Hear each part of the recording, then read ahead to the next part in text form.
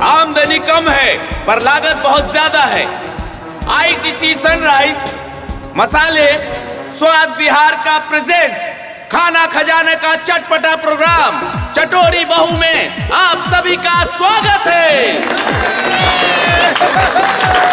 काम बहुत ज्यादा है और मंजिल काफी दूर है। ये जो 4 जोड़ियां सास बहू की है, ये सिर्फ जोड़ियां नहीं, अपने आप में कोहिनूर है। हाँ तो मेरे जगमगाते मुस्कुराते कोहिनूरों, खाना खजाने का प्रोग्राम चलता जाएगा, लेकिन उसके पहले खेल भावना के तहत आप सबों की एक दूसरे से जान पहचान होनी चाहिए, एक दूसरे के प्रति दिल में आदर सत्कार होनी चाहिए। तो शो शुरू करने से पहले आंधियां उठेंगी, बिजली कड़केगी, भारी बरसात होगी, क्योंकि अब इन चारों सास बहुओं के बीच में एक रंगारंग कार्यक्रम की शुरुआत होगी। तो दोस्तों, अजब है मौका, गजब है संयोग, आज यहाँ पर मिलकर हम लोग झूमेंगे, नाचेंगे, गाएंगे सब लोग। तो आज कहीं जीरा मरीच का तीखापन होगा, तो कहीं धनिया तेजपत्ता की खुशबू होगी, तो कहीं आज वाइन मंगरेला ग्रुप का पाचक होगा और लौंग इलायची ग्रुप का जादू होगा।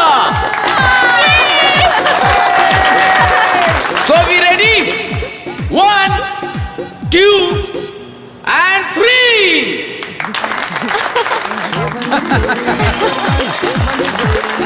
Thank you. तो दोस्तों, दिल्ली में एक जगह है जिसका नाम है जंतर मंतर, और अब समय आ गया है जहां हम आपको कहते हैं मध्यांतर।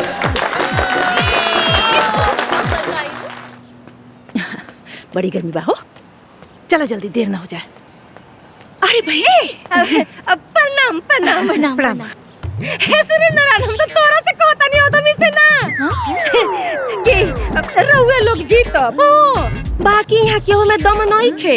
अच्छा अच्छा, भरोसा करे हमारा बात पर, हम कहता नहीं ना, बुझता नहीं। जैसे कि हमार तो आवे का मनवे ना रहे, पूरा घर मिल के निहोरा कैलस ना बहनी, अब जाके तैयार भइनी हो। अच्छा अच्छा। अब बाकी चौथे नंबर पे आइल बानी। के? अरे वह हमार पतोहिया। अच्छा। सभी कंटेस्टेंट से रिक्वेस्ट है कि फर्स्ट राउंड स्टार्ट होने वाला है, कृपया अपनी जगह पे लौट आएं। नमस्ते। कैसन शादी ब्याह हो? अरे हट बहनी, पतोहे का बुराई करता? साउंड वाले भैया जरा बढ़ा देना साउंड, क्योंकि हम शुरू करने जा रहे हैं आईटीसी सनराइज मसाले स्वाद बिहार का प्रेजेंट चटोरी बहू का पहला राउंड। दोस्तों, गोरखपुर के बाद है देवरिया, देवरिया के बाद है भटनी। इस प्रतियोगिता में जो पहला डिश बनने जा रहा है उसका नाम है आम की चटनी। तो लेके हरी का नाम शुरू करते हैं काम। आंखों में आस है, चेहरे पे स्माइल है, और अब आप लोगों के पास सिर्फ 15 मिनट का टाइम है।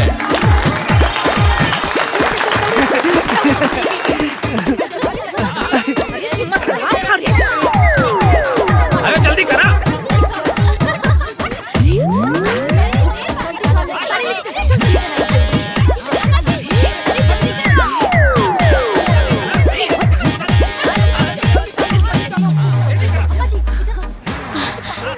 हे भगवान, है नमक।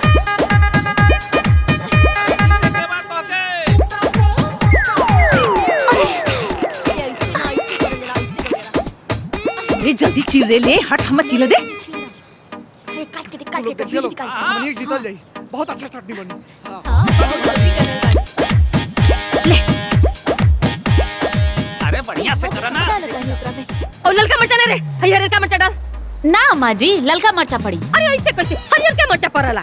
हमार माई ना शुरू से हम देखो तनी कि हरियर के मिर्चा डाल के चटनी बनावेले, अब बड़ा निक चटनी होला। अम्मा जी, हरियर का मरचा ना डालें। अरे तो तोरे के हरियर मरचा आम के खुशबू और स्वाद के दबा देवेले।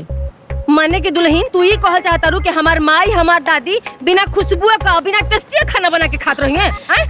अम्मा जी लाल मरचा डाले दी ना। ना पहले फैसला हुई ओकरे बाद चटनी पिसाई।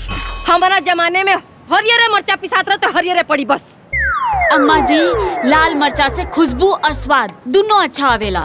अरे हम तुम्हें झगड़ा करता नहीं। झगड़ा करता नहीं हम झगड़ा करता नहीं। ई का होता रात निकलेगा तोरा के हां हे सुरुन नारायण ई त हमारी इज्जत ले लो। बाबूजी माई के बुढ़िया लकिया कटवाई भी करे। मन करतली हो जा घर में कि न जा जो माई देखे बदे बोलने रहते।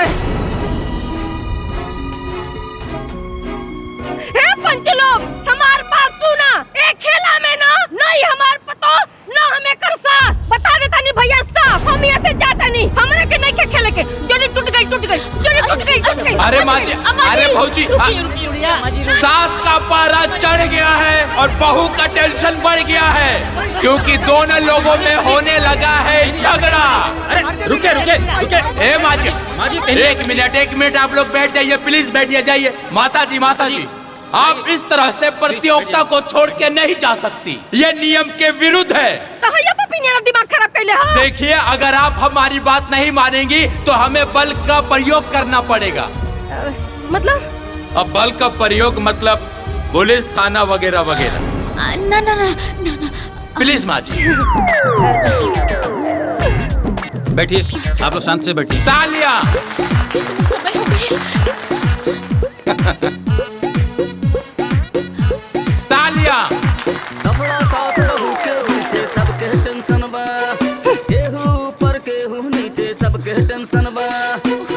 हे सुरुन नारायण एक चढ़ल मनु तारी दी। एक चटनी खराब हो जाए एकरे मुंह में करी खा पत्ती है। घरे चल जाओ फेल हो जाओ। हंसतरी तू रे हंसले हमें नहीं बर्दाश्त करता नहीं। यही जिया एक तू फायदा उठा ले। चल घर में तोरा के बताओ तनी।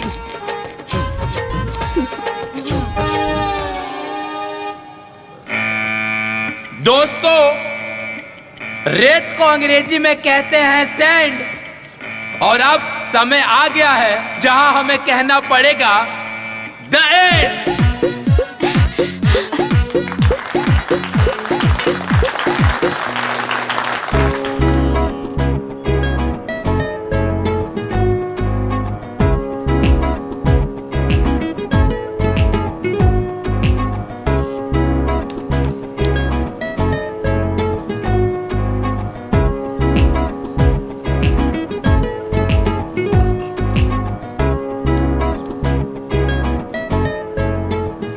हाँ तो जोड़ी जीरा मरीच, आप लोगों को क्या लगता है? हमार चटनी सबसे टॉप बा। हाँ। कैसे? अरे काहे से कि हमन का जोड़ी टॉप बा। हाँ।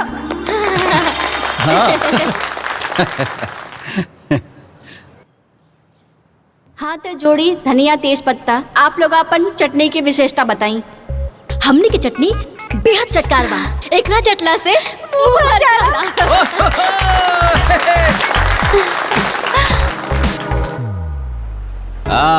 जोड़ी अजवाइन मंगरेला, आप लोगों को क्या लगता है?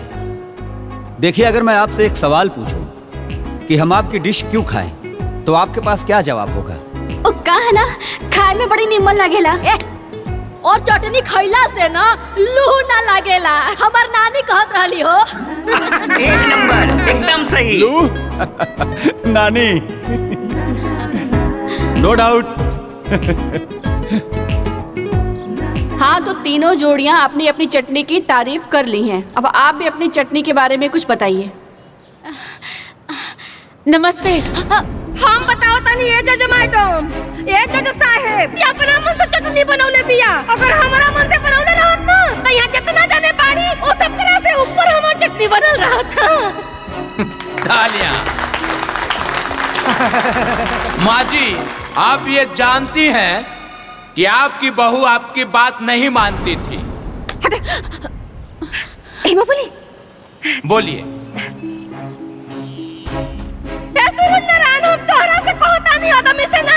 ए बाबू ई बड़का गिरथिन बनानी हमार बात तो तनको सुनबे ना करनी। ये हमार का बात मानी देखा कहनी हो कि चटनी में हरियर का मरचा डाला कि डाल दला से ललका मरचा। अब पता खिस बरी कि ना बरी, ये किसी हम जात रहनी है तेरे वाले को रोकते नहीं हमरा के, ना तो अपने हम अपने घरे रहती। घूमने के लिए कुछ लोग जाते हैं दुबई तो कुछ लोग जाते हैं कतर। नोक झोंक चलता रहेगा और चलता रहेगा ये सफर।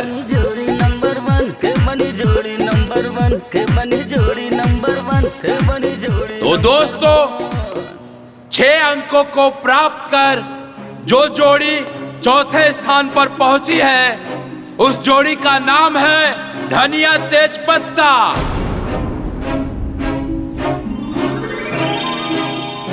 7 अंकों को प्राप्त कर जो जोड़ी तीसरे स्थान पर पहुंची है उसका नाम है अजवाइन मंगरेल।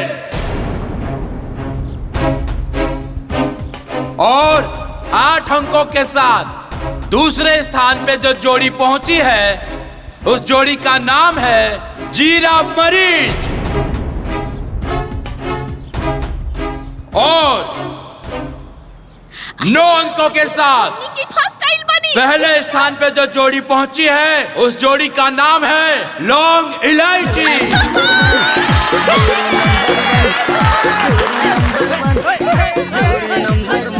बधाई हो बहू जी, बधाई हो सास जी, आज पहला खुशी है आप दोनों के पास जी।